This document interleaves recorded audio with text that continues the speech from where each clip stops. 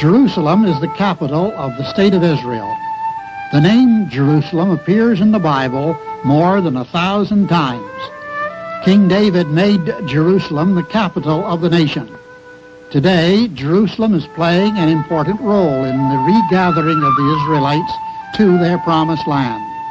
The old city and the new were united in 1967, and Teddy Kollek, the first mayor of the United Jerusalem, was asked by the producers of the Bible Answers television series why Jerusalem is so important to the Jewish people. Mr. Kollek's reply was, well, in a sense, Jerusalem strikes a much deeper chord than Israel. Jerusalem, for the last 3,000 years, has been the center of worship. And you can measure it by many elderly people, immigrants who come here, who don't feel that they have arrived as long as they have only come to Tel Aviv or Haifa or Rehovot or any of the other towns in Israel. Jerusalem has been in the prayers of the Jewish people for the last 2,000 years, and several times a day and hundreds of times a year on the feast days. There isn't a day in which Jerusalem isn't mentioned and not a prayer in which Jerusalem isn't mentioned.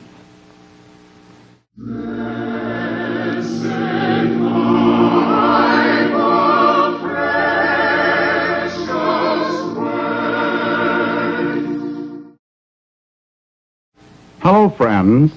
Our producers, Charter Oak Telepictures Incorporated, sent their cameramen to Israel to give us an opportunity through the eyes of the camera to get better acquainted with what is happening over there, especially from the standpoint of the Bible's prophecies.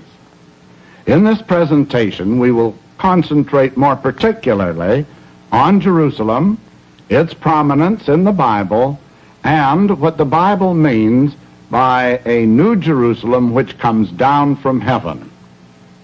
Mr. Teddy Kollek, mayor of Jerusalem at the time of the Six-Day War in 1967, was interviewed, and we will present Mr. Kollek as he answered a number of questions. And, of course, we have Mr. Edward Fay, international lecturer and student of the Bible, and Mr. Norman Woodworth, associate editor of the Dawn magazine. And Russell Pollock, our moderator. Thank you. And Ed, are we to understand that any of the buildings now standing in Jerusalem are those buildings that existed during biblical times? Well, as I understand it, probably a small section of the walls surrounding the city are very ancient, and it is believed that a small section of the temple wall remains. That is the temple which was destroyed by the Romans in AD 70. It is this small remnant of ancient wall that is now known as the Wailing Wall. as you know, Russell, throughout the centuries, devout Jews who could visited this Wailing Wall to pray and to seek forgiveness and the return of the Israelites to their promised land. When, by the authority of the United Nations, the State of Israel was formed, the country was divided between the Jews and the Arabs, and Old Jerusalem, with its Wailing Wall, came under the control of the Arabs, and the Jews were denied the privilege of visiting the Wailing Wall until the Old City was captured by the Israeli army in the Six-Day War of 1967. I realize that. And one of the questions asked the mayor of Jerusalem was whether or not many Jews are now visiting the Wailing Wall. And his reply was, well, you'll find some there at any time of the day, even at 3 in the morning or at midnight or wherever it is, but many are going. Of course, on the first feast day, when immediately after the unification of the city, after the war, which was the Feast of Weeks, which falls approximately around Pentecost, on a very hot day, the hottest day of the year it turned out, well over 200,000 went there. We had expected 50 or 60,000 to come, and well over 200,000 came. It was an upsurge of 2,000 years of longing that was absolutely unimaginable. Thank you, Mr. Mayor. And now getting back to the original city of Jerusalem, the Jerusalem of Bible times. It is the general belief that it is now buried under the present city of Jerusalem. And so the mayor was asked what prevents digging out the original city. And to this he replied, well, what prevents it, of course, is that you would have to tear down many houses that exist today. Let's say for a moment that there are remnants of the Solomonic temple under the mosque. Nobody would think of destroying the mosque in order to dig up the remnants of the temple. And there surely are. So here you have an illustration of the limitations that exist. But much can be done to dig out parts of the old city without disturbing life, without disturbing any of the important monuments, and this will be done. We have already started here around the walls by tearing down some dilapidated buildings of unimportant character in order to make it possible for us to dig around the city walls. And we'll do more such things.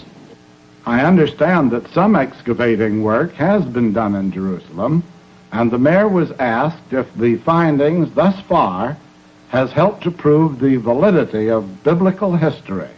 And his answer was, well, wherever people dug, in Jerusalem particularly, but in the country as a whole, history was proven right, and many of the sentences in the Bible that sometimes you couldn't quite explain suddenly fell into their place when you dug up a wall and you found that they were referring to a place that really exists but that you didn't know about. And this happens all over Jerusalem. Of course, there are great difficulties of digging under existing buildings, but wherever we could dig, and we'll have a few more places to dig without disturbing the life of the city, we are sure that all will be borne out as it is written there. Thank you again, Mr. Mayor. I think all of us are interested in Jerusalem, even though the original city is buried for the most part beneath the present city.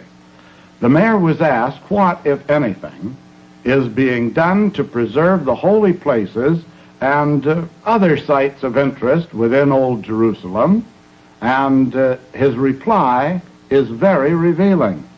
Well, the holy places, I think, are in good hands. The Christian holy places are in the hands of the Christians and are well preserved and well taken care of. And the Muslim holy places are in good hands, and the Muslims take well care of them. The Jewish holy places, to a very great extent, were destroyed by the Jordanians during these 20 years, and we have to rebuild them, and this will be done by the Jewish community. The problem of the city is rather a different one. It is to protect the secular places of great antiquity, of which no religion takes care, like the beautiful walls around the city, which were built by started by the Jebusites and then built by David the king and then by Solomon and all the kings of Judea, and later on again destroyed once by the Babylonians and by Nebuchadnezzar and Sennacherib and so on, rebuilt again by Ezra and Nehemiah, and built on this by Herod, and the Romans had something to do with it, and everybody in history practically had, of course, Alexander walked through these walls. They have no particular interest. They have no particular interest to any religion, but the city has to preserve them, and there are many sites of this kind. You know, that's all very good to know. Another item in which many people are interested is the water supply in Jerusalem today. The mayor was asked about this, and he replied, they used to have water in Jerusalem, Jordan, only once every 4th or 5th day, and then they filled a few cisterns or a few containers on the roof. and from that they lived. Now you have tap water 24 hours around the clock, and water at least has become cheaper. It costs half as much as it used to cost before. Most of the other things have gone up in price because our labor costs are much higher, and therefore our production costs are much higher. Russell, I often wonder how the Arabs and Jews are getting along together in Old Jerusalem since it was taken over by the Israeli army. Did the mayor make any comment on this? Yes, Ed, he did. And what he had to say is very interesting. First, he mentions the cruelties of the 1967 war and the great bereavement of the people which it caused. But from what he said, apparently in Old Jerusalem now, the wounds of the people are healing. This very short war was a very cruel war, and many hundreds of people were killed on both sides. In Jerusalem, mainly Jerusalemites were killed, and there isn't a street in which there aren't bereaved parents or bereaved widows. And children who were left without their fathers. And the same thing is true on the other side. And in spite of this, we didn't have a single clash based on Arab-Israel, Arab-Jewish clash in this period here. Of course, this is a long, as you know from experience, this is a long drawn-out business, and the possibility of living together will only exist if the Arabs will have a feeling, at least, even if this unification was not desired by them, that they are treated with the same fairness in the same way as every citizen is being treated. And I think this feeling does exist. I am sure we all thank the mayor of Jerusalem, Mr. Kolick, for his enlightening report. To me, it is encouraging that despite the cruelty of war and the natural enmity that exists between Jews and Arabs, that those living together in Old Jerusalem are now managing to get along so well.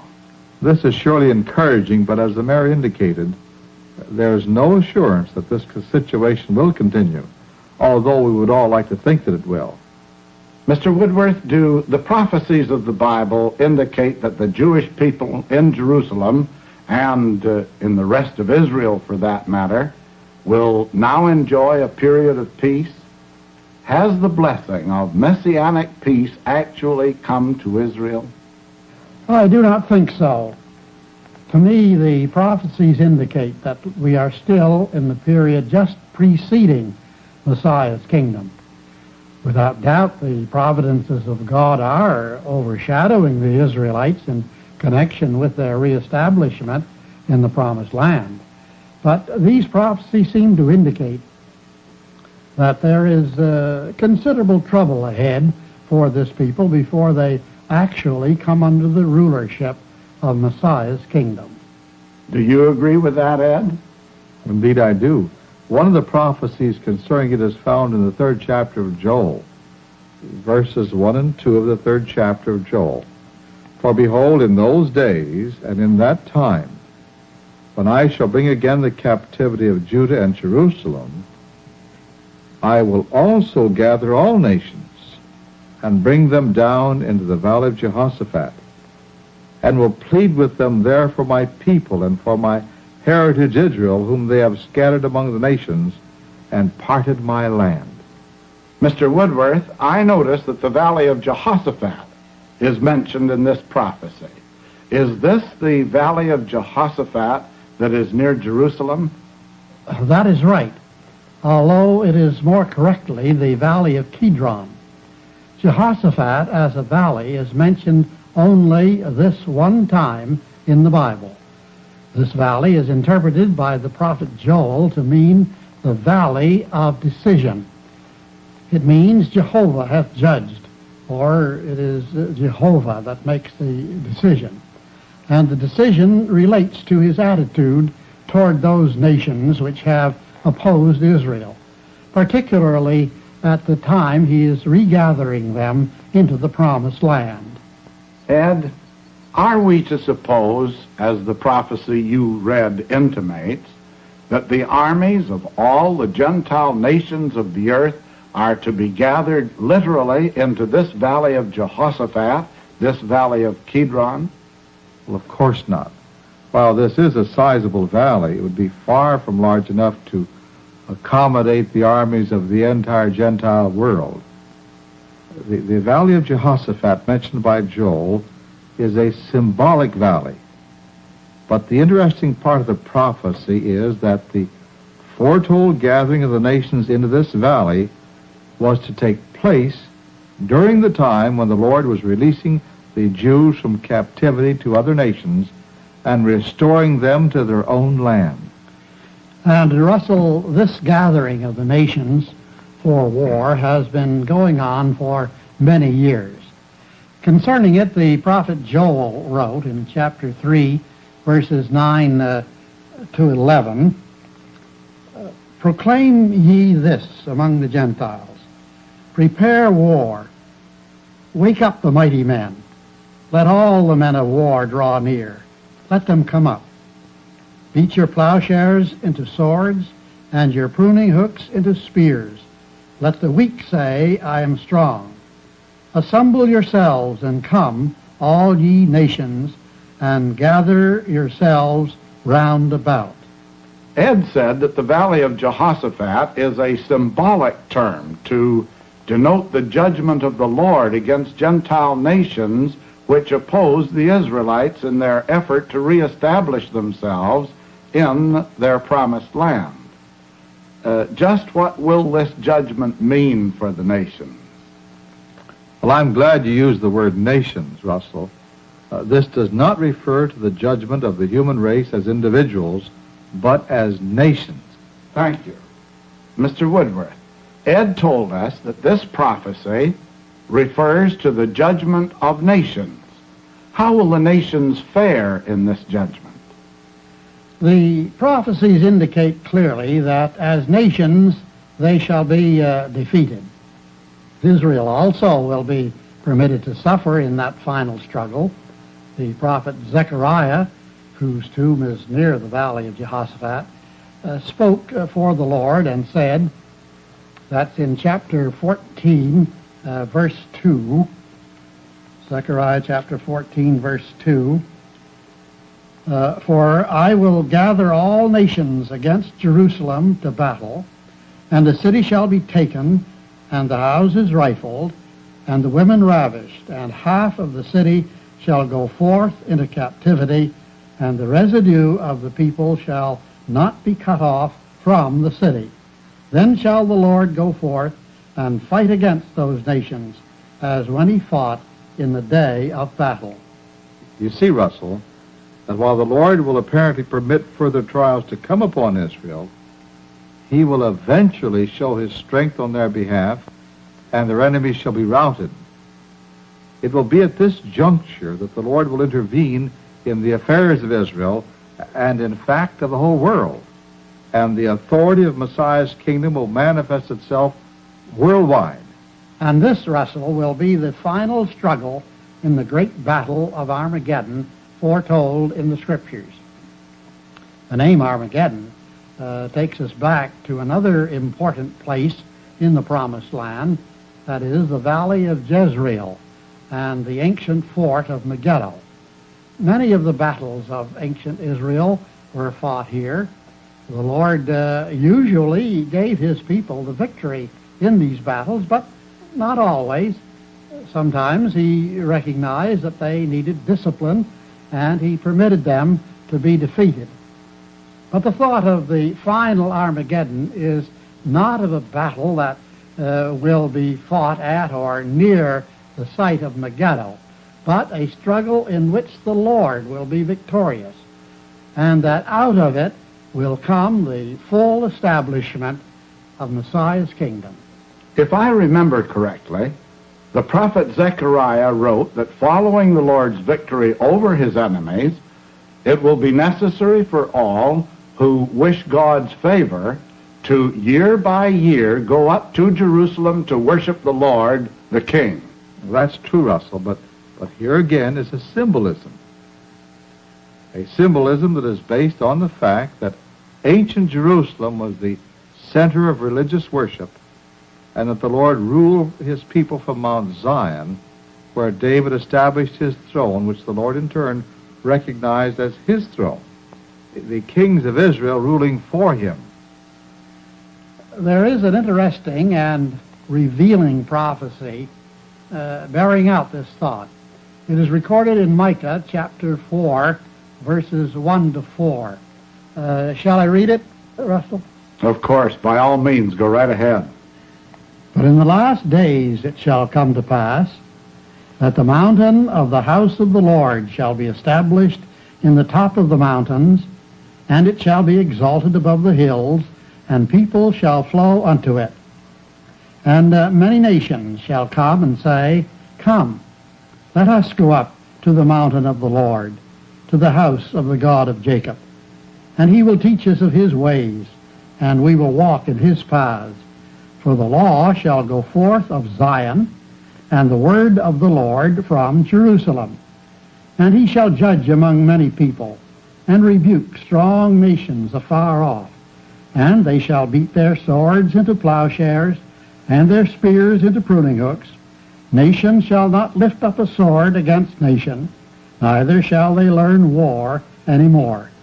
But they shall sit every man under his vine and under his fig tree, and none shall make them afraid, for the mouth of the Lord of hosts hath spoken it. You know, that surely is an interesting prophecy. I noticed it used the words Zion and Jerusalem. Ed, is this the Mount Zion and the city of Jerusalem that's in the Holy Land today? No, I don't think so. In the 2nd chapter of Isaiah, there's a prophecy almost identical with this, one which states that all nations will flow unto it. Obviously, literal Jerusalem is not large enough to accommodate all nations. No, Russell, here we have an example of how the Lord uses facts concerning places and situations to illustrate his thoughts. Jerusalem was the capital of ancient Israel, and David established Mount Zion in Jerusalem as Capitol Hill. It is this background of fact that is used in this prophecy to symbolize a setting of the Messianic kingdom described as the mountain of the Lord. You see, Russell, there is to be a new Jerusalem, a spiritual Jerusalem, as it were. The Apostle John wrote about this in the 21st chapter of the book of Revelation, chapter 21, and I'll begin reading with the first verse. And I saw a new heaven and a new earth, for the first heaven and the first earth were passed away, and there was no more sea. And I, John, saw the holy city, New Jerusalem, coming down from God out of heaven, prepared as a bride adorned for her husband. And I heard a great voice out of heaven saying, Behold, the tabernacle of God is with men, and he will dwell with them, and they shall be his people, and God himself shall be with them, and be their God. And God shall wipe away all tears from their eyes, and there shall be no more death, neither sorrow nor crying, neither shall there be any more pain, for the former things are passed away.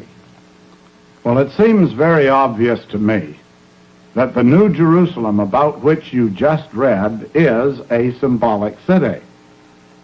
But just what is meant by this city being prepared as a bride adorned for her husband?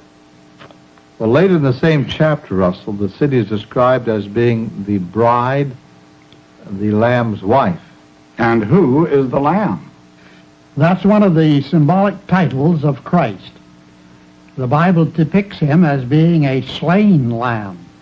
This calls attention to the fact that he gave his life as the Redeemer of the world, or as Paul states it, a ransom.